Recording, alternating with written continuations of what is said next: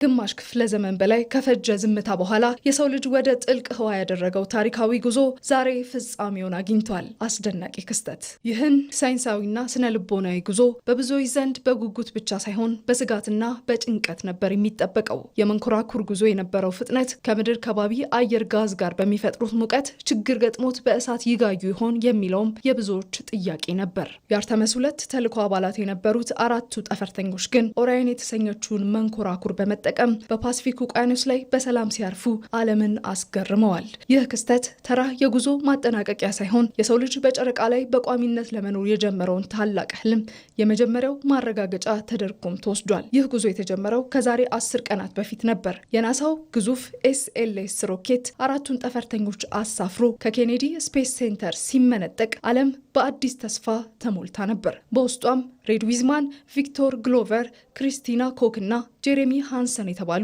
የዘመናችን ጀግኖች ነበሩ። ጠፈርተኞቹ በአጠቃላይ 10 ቀናትን በጠፈር አሳልፈዋል። ከምድር ርቀውም በመቶ ሺዎች የሚቆጠር ኪሎ ሜትር በመጓዝ ጨረቃን ከጀርባዋ በኩል ዞረው ተመልሰዋል። ይህም የሰው ልጅ ከዚህ ቀደም ተጉዞት የማያውቀውን የጥልቁ ህዋ ርቀት መረጃን የሰጠ ሆኗል። የአርተመስ 2 ተልዕኮ ዋና ግብ ሰዎችን ማሳረፍ ሳይሆን ለቀጣዩ የአርተመስ 3 ተልዕኮ በጨረቃ ላይ ለሚደረገው ቆይታ መንገዱን ማጽዳት ነበር። በዚህ የጠፈር ጉዞ የኦሪየን መንኮራኩርን ብቃት መፈተሽ ተችሏል። በውስጡ የሚገኙ የህይወት ድጋፍ ሰጪ ስርዓቶች ለሰዎች ተስማሚ መሆናቸውም ተረጋግጠዋል። ሌላው የጨረቃን የስበት ኃይልን በመጠቀም ጨረቃን በመዞር ወደ ምድር ለመመለስ የሚያስችለውን የፍጥነትና የዳይሬክሽን ስሌት በተግባር ሞክረዋል። ከዚህ በተጨማሪም ከጥልቁ ህዋ ሆነው ከምድር ጋር ያላቸው የዳታና የቪዲዮ ልውውጥ ጥራት በተሳካ ሁኔታም ፈትሸዋል። በጣም አስደናቂ ከሆኑ ምስሎች ውስጥ አንዱ ይህ ፎቶግራፍ ነው። የእነዚህ ጠፈርተኞች በሰላም መመለስ ለሳይንሱ ዓለም ትልቅ ድል ነው። ነገር ግን ቀላል አልነበረም። መንኮራኩሯ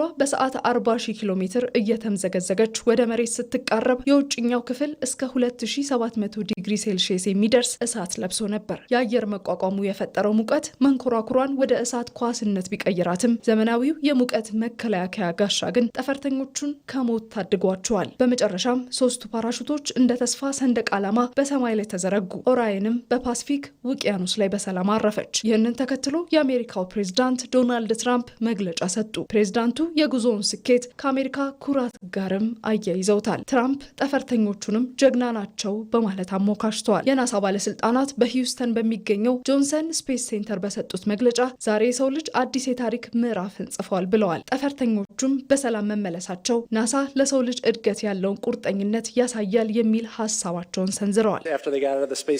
አራቱ የአርቴሚስ 2 የጠፈር ተጓዦች ከታሪካዊው የጨረቃ ተልዕኳቸው ወደ ምድር ከተመለሱ በኋላ በደስታና በሙሉ ጤንነት ላይ ይገኛሉ። ከሕክምና ባለሙያዎቹ የምንሰማው መረጃ በሙሉ የሚያመለክተው የበረራ ቡድኑ አባላት ደስተኛና ጤናማ መሆናቸውን ነው። አሁን ላይ ወደ ሂውስተን ለመመለስ ሙሉ በሙሉ ዝግጁ ናቸው። የዚህ ተልዕኮ ስኬት የሰው ልጅ ዳግም ጨረቃ ላይ መድረስ እንደሚችል በተግባር የታየበት ማረጋገጫ ነው። በተጨማሪም እንደ ስፔስ ኤክስ ባሉ በግል ድርጅቶችና በመንግስት መካከል ያለው ስኬታማ ትብብር ማሳያ ተደርጎም እየተወሰደ ይገኛል። ዋናው ቁም ነገር ግን ጠፈርተኞቹ ትልቅ መረጃ ሰብስበው መመለሳቸው ነው። መረጃው በሚቀጥሉት ሳምንታት ይተነተናል ተብሎም ይጠበቃል። ናሳ በፈረንጆቹ የጊዜ ቀመር 2028 ጨረቃ ላይ ለማረፍ እቅድ ይዟል። ከ4 ዓመት በፊት ናሳ ከ2012 እስከ 2025 ባሉት ዓመታት ውስጥ ለአርተመስ ተልዕኮ $93 ቢሊዮን እንደሚያወጣ ገልጾ ነበር። ይሁን እንጂ በቅርብ የተደረጉ ስሌቶች ከዚህም በላይ ማውጣቱን ይጠቁማሉ። የወጣው ወጪ ወጥቶ ግን ከ10 ዓመታት በፊት አፖሎ እንዳደረገው ሁሉ አርተመስም አዲስ የታሪክ አሻራን ጥሎ አልፏል።